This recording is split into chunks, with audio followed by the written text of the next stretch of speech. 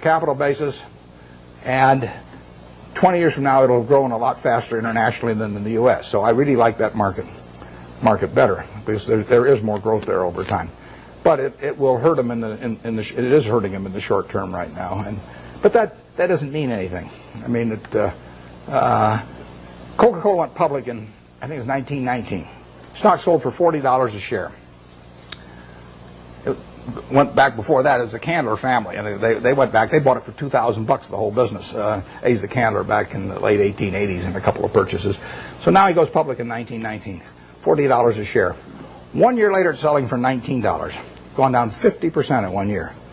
Now you might think that's some kind of disaster, and you might think that sugar prices increased and the bottlers were rebellious and a whole bunch of things. You could always find a few reasons why that wasn't the ideal moment to buy it.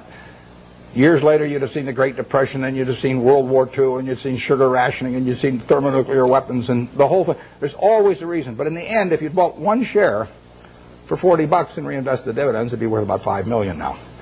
And that factor so overrides anything else. I mean, if you're right about the business, you'll make a lot of money. And the timing part of it is a very tricky thing. So I don't worry about any given event if I've got a wonderful business, what it does to next year or something of the sort.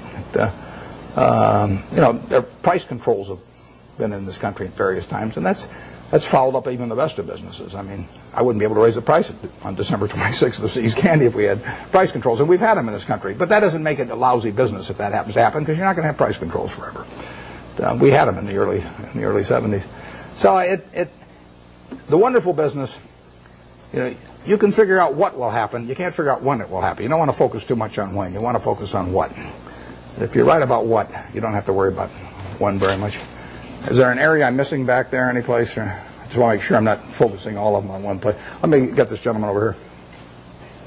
Most human mistakes, but the most successful of those will learn lessons from those mistakes and use them to benefit themselves later. What investment mistakes have you made or that you feel that you made, and how have you used those lessons? The question is about my business mistakes. How much time do you have?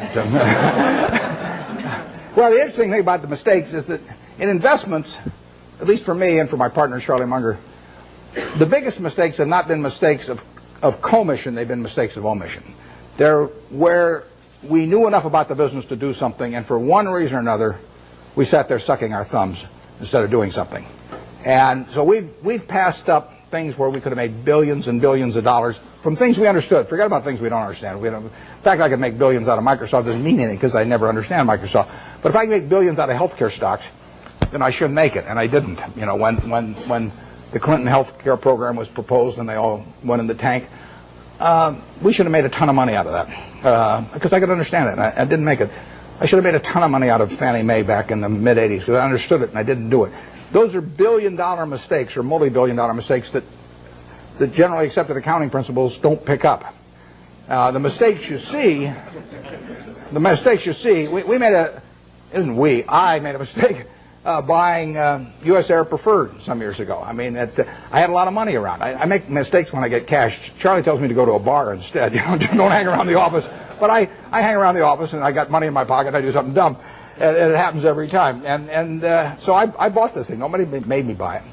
I now have a 800 number I call every time I think about buying stock in an airline, and they talk me down. They say, I say, I'm Warren, I'm an airaholic, and then the guy says, keep talking, don't hang up, and don't do anything rash. And finally, I get over it.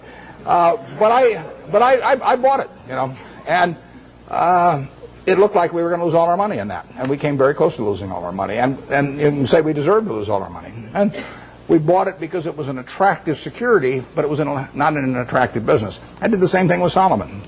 I bought an attractive security in a business that I wouldn't have bought the equity in. So you can say that that's one form of mistake, buying something because you like the terms when you don't like the business that well. And I've done that in the past and probably do it again. The bigger mistakes, though, are the ones of omission. I did back when I had the $10,000. I put $2,000 of it into a Sinclair service station, which I lost. So my opportunity cost on that's about $6 billion right now. Fairly big mistake. Yeah. It makes me feel good when Berkshire goes down then, because the cost of my sprinkler station goes down too. My 20% opportunity cost. But I will say this. You talk about learning from mistakes.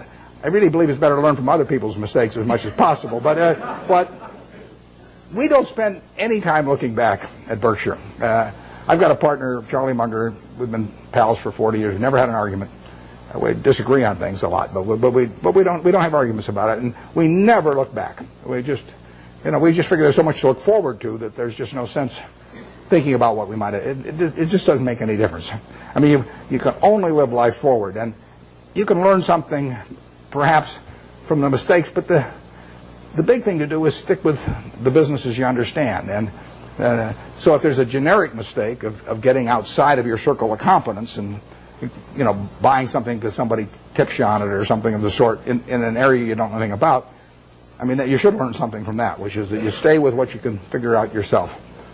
I mean, you really want your decision making to be by looking in the mirror and saying to yourself, I'm buying 100 shares of General Motors at 55 because. And I mean, it's your responsibility if you're buying it, and there's got to be a reason. And if you can't state the reason, you shouldn't buy it. If it's because somebody told you about it at a cocktail party, not good enough. I mean, it's got to be something. It can't be because the volume, the chart looks good on it or anything like that. It's got to be a reason you'd buy the business, and we stick to pretty carefully. That's one of the things Ben Graham taught me. Yeah. With the current tenuous economic situation in the world, although our economy seems to be still chugging along quite well, where are we going? What's going to happen with interest rates? The question about what's going to happen to interest rates or where we go in the world. I don't think about the macro stuff. I just what you really want to do in investments is figure out what's important and knowable. If it's unimportant or unknowable, you forget about it. What you talk about is important, but in my view, it's not knowable. Understanding Coca-Cola is knowable, or Wrigley, or Eastman Kodak, or anything. I mean, you can understand those businesses. That's knowable. And whether it turns out to be important depends on where your valuation leads you and the current price and all of that. But we have never either bought a business or not bought a business because of any macro feeling of any kind. We don't read things about predictions about interest rates or business or anything like that because it doesn't make any difference. I mean, let's say in 1972 when we bought See's Candy, I think maybe Nixon put on the price controls a little bit later. Let's say we'd seen that, but so what? We'd have missed a chance to buy something for $25 million that's earning $60 million pre-tax now. I mean, we don't want to pass up the chance to do something intelligent because of some prediction about something that we're no good on it anyway. So we just don't read or listen to or do anything in relation to macro factors at all. Zero. And the typical investment counseling organization goes out and they bring out their economists, they trot him out, and he gives you this big macro picture, and then they start working from there on down. In our view, that's nonsense. And if Alan Greenspan was on one side of me and Bob Rubin on the other side, they were both whispering in my ear exactly what they're going to do the next 12 months. It wouldn't make any difference to me in what I pay for executive jet or general reinsurance or anything else I do. Yeah.